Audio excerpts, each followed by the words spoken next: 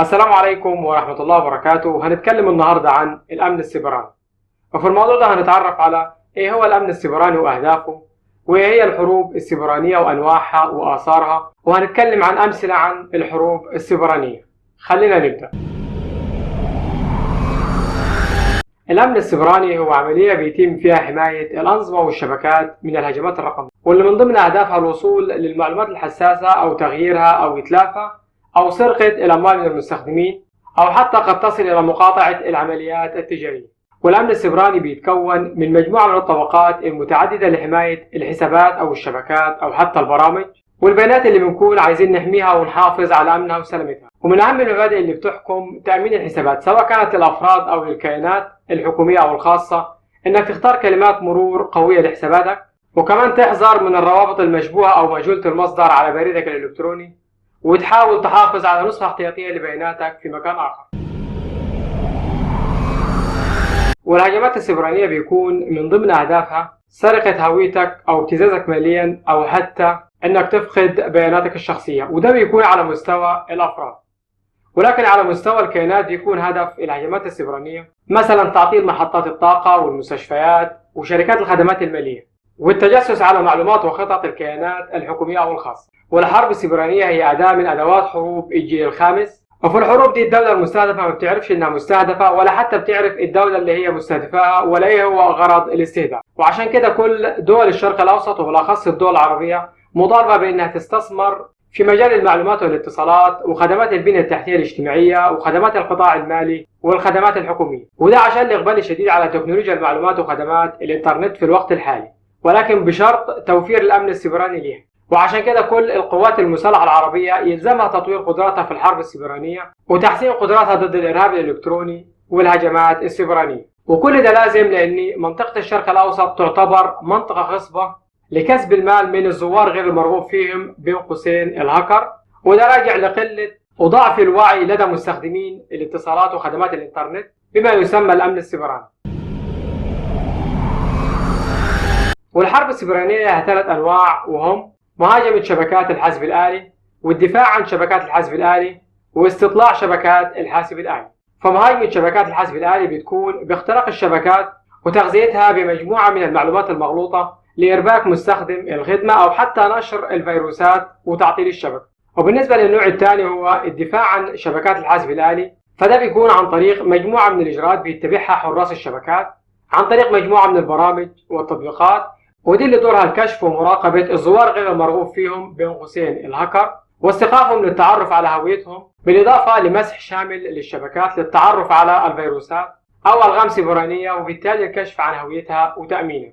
والنوع الثالث من الهجمات السيبرانية هو استطلاع شبكات الحاسب الآلي للخصم، وفيها بيتم التجسس واختراق شبكات الخصم للحصول على معلومات ولكن بدون تدميرها، والمعلومات دي ممكن تكون استخباراتية أو عسكرية. وفي بعض الحالات بيتم السماح للهاكر أو الزوار غير المرغوب فيهم بالدخول للشبكات، وده بيكون للتعرف على الهاكر وتتبعه ومعرفة طريقة وأسلوب تعامله وللقيام ضده بعمليات ردع سيبرانية. ودي كانت أشكال وأنواع الحروب السيبرانية، ودلوقتي هنتعرف على أهداف الهجمات السيبرانية.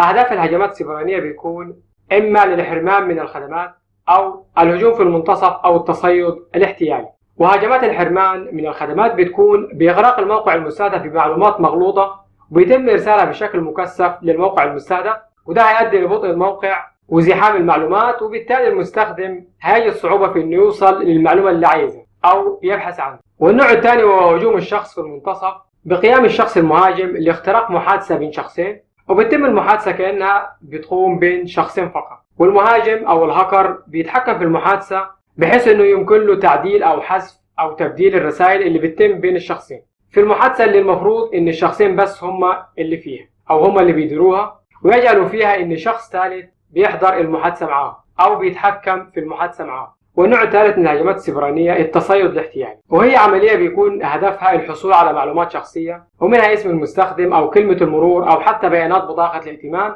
وده طبعا استخدامها ضد الشخص المعتدى عليه. ونتيجة الاعتداء أو الحرب السيبرانية بتتوقف على أهمية الخدمة المقدمة والمعارضة للاعتداء بالهاكر والاستعداد المسبق للشخص المعتدى عليه بأنه أمن نفسه ضد الهكر أو أخذ نسخة احتياطية من بياناته. وأخيرا قوة الهجمة السيبرانية إن كانت ضعيفة أو من شخص محترف. ومن صور الأزمات اللي بتتعرض لها البنية التحتية المعلوماتية نتيجة للهجمة السيبرانية: ضعف الخدمة ولو جزئيا مثل انقطاع الكهرباء، توقف الخدمة كليا ودي بتكون مثل إيقاف بث كامل لقنوات فضائية، أو تقديم خدمة مزيفة من جهات وهمية، ومنها العبث بنظام عمل البنوك. ومن أبرز الهجمات السيبرانية اللي تعرضت لها دول حول العالم: في أكتوبر 2018 أعلن البنتاغون بأن اختراق حدث لمعلومات تحدد الهوية الشخصية، وده كان ناتج عن اختراق لمتعهد تجاري. وزارة الدفاع الوطني الجزائري بتتعرض ل 3500 محاولة اختراق يوميا بمعدل 130,000 اختراق سنويا. وتحتل الجزائر المرتبة الثانية عالميا في محاولات اختراقها سواء من الداخل أو الخارج. اختراق أجهزة الحاسب الآلي الإيراني في 2010 بهدف إلحاق الضرر بأجهزة الطرد المركزية الخاصة بتخصيب اليورانيوم في بعض المنشآت النووية الإيرانية. وفي ألمانيا شاب عمره 20 سنة نفذ أكبر عملية تسلل إلكتروني في تاريخ ألمانيا. والهجمة دي طالت المستشارة الألمانية أنجلا ميركل وعدد من الشخصيات العامة الألمانية، وده سبب إحراج لسلطات الأمن الإلكتروني ووصف ساعتها بالفضيحة الكبرى. ولولا سرعة اكتشاف الهجوم والتدخل السريع من المسؤولين الأمنيين كان هيتم سرقة أكثر من 1000 جيجا بايت من المعلومات الحساسة. ولحد هنا الحلقة خلصت، ما تنساش تبص على المصادر هسيبها لك في وصف الفيديو. وإذا كنت مشترك عندي في القناة ما تنساش اللايك والشير، وإذا ما كنتش مشترك عندي في القناة اشتراكك يدعمنا لتقديم الجديد والجديد. والسلام عليكم ورحمة الله وبركاته.